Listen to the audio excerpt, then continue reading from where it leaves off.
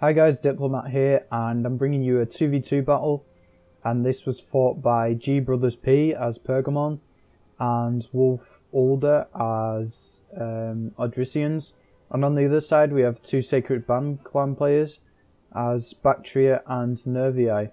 So we've kind of got a bit of a throwback to I think it was like patch 15 or 14, where we had the really OP Odrysians and shock armies with Parthia or whatever, but this time we see it with Pergamon.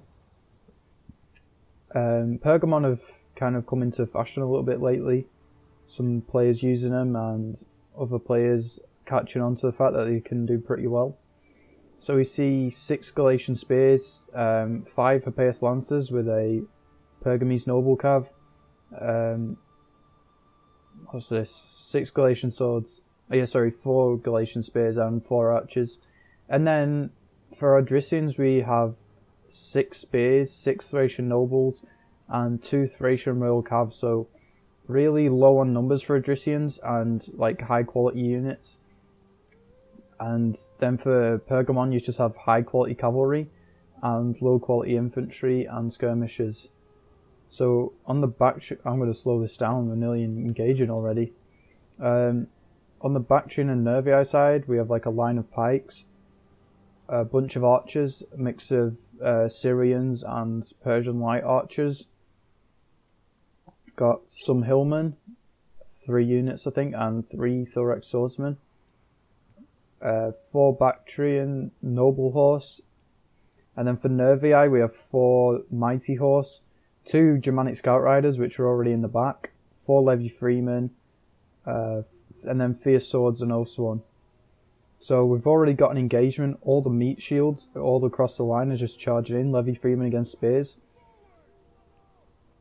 And we've got a big wraparound. Pergamon's just absolutely stacked this left hand side, and the general's actually going to get caught, so that's a bad move. He's not got the shock bonus, sorry, the charge bonus from the shock cav, so they're not going to be too effective.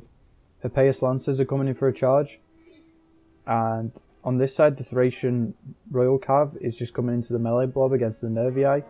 So we see the shock cav are all going to the left flank and the elite shock infantry is going to the right flank. The general's pulled back and he's already lost a lot of men. He's getting focused by the skirmishers pretty hard. The Hippeus Lancers are going to get a charge on the Bactrian Noble Horse, I think. I would have liked him seen him go into all this big infantry blob. It could have done a lot of damage. So we've got 2 Thracian Nobles are going to support on this flank. And the Galatian Swords have just gone straight into the pikemen. There's a lot of units in the back here for the Sacred Bands that aren't doing too much at the moment. But Nervii is going to try and stack their left flank. The general is charging straight on against 2 units. This isn't going to end well. Big misplay from G Brothers there with his general. But now the pikemen are routing, and there's Hippeus Lancers and Thracian Nobles here to exploit this. The hillmen are already routing, so there's a big gap in the left flank now. All these skirmishers are exposed. On this side the fierce swords are finally coming into battle, but there's 2 units of Oathsworn at the back here, not engaged yet. And the noble horse aren't actually flanking yet. Oh, this is a really good charge here. He's managed to get in the centre with the Hippeus Lancers, and this is causing big trouble. Germanic scout riders are coming in for a charge. There's too much infantry around for them to be that effective. He's going to get caught down. Thorax swordsmen are trying to catch the Hippeus Lancers. There's a lot of infantry here though for the Odrysians. The hillmen, oh, they're going to take a big charge from the Hippeus Lancers. And now we see Bactria trying to run away from the Thracian nobles. He knows how deadly they are in combat. He's trying to focus them with the Syrian archers, but the Hippeus Lancers are just absolutely munching through all these skirmishes. There's not enough protection. On this flank, it looks like Nervii are kind of even with Thracians, but the Thracian nobles are so good in combat. They do such high damage even though they die quickly. It's fairly even on this flank, but you can see the massive holes that Pergamon's just absolutely busted through this flank. Now the pikemen are going down. These skirmishers really need to get caught by the cavalry and these Galatian swords that aren't doing anything. He's finally realising he's turning around. He might get into them. Yeah. These skirmishers can't do anything now. There's too much infantry in the way. So on this flank, the Thracian nobles are getting good kills. Over 100 on this unit already. The fierce swords are going down. Oathsworn is dying quite a lot. It will win eventually because of the low defense on these guys, but they've taken a lot of damage. Now Bactria is just trying to cut its losses and get out. Galatian swords taking down the pikemen. Pikemen are a good deterrent, but they're not actually that strong in combat, so you can't rely on them to hold your front line. And that's the mistake they made. They had a lot of units that weren't really doing anything, and then they relied on the pikemen to hold back all the attacks from Pergamon, and it just really wasn't enough. The Levy pikemen, especially in such a thin formation, are way too flimsy to hold a front line properly. The Mighty Horse are getting cleaned up.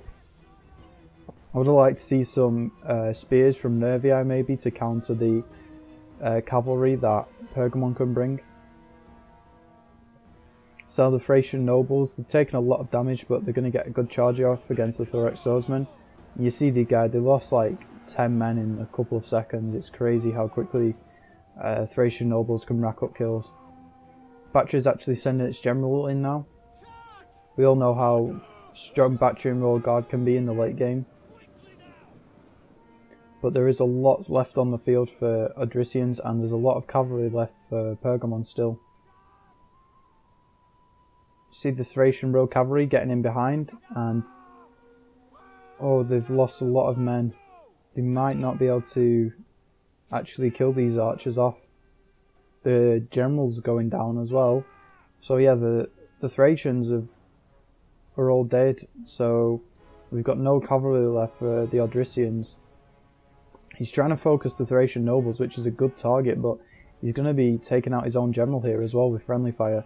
And there's still a lot of cavalry left from Pergamon.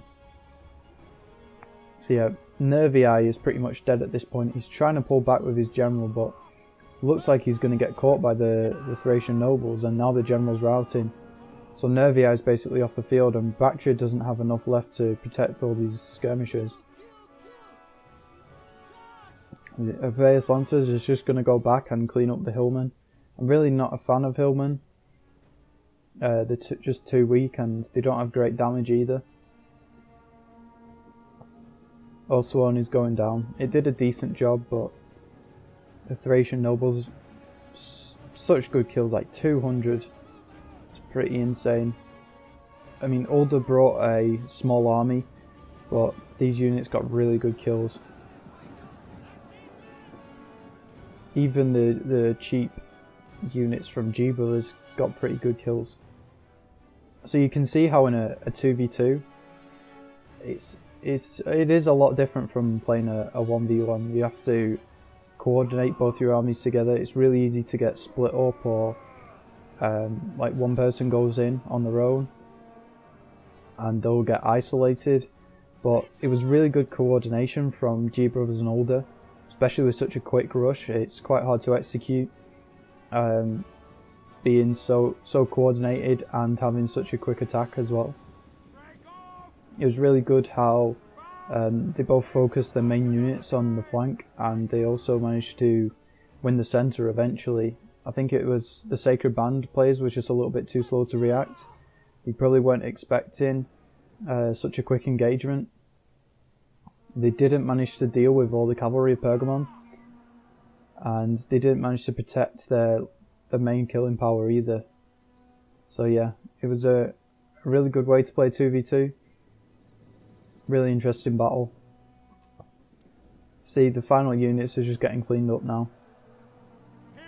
Some Thorax swordsmen left. It's actually like, as the battle was going on, you saw some really good moves from Pergamon and the Odrysians, but these units are so weak that in the end it was actually fairly close. I mean, there's not that much left on the field for G Brothers and Ulder.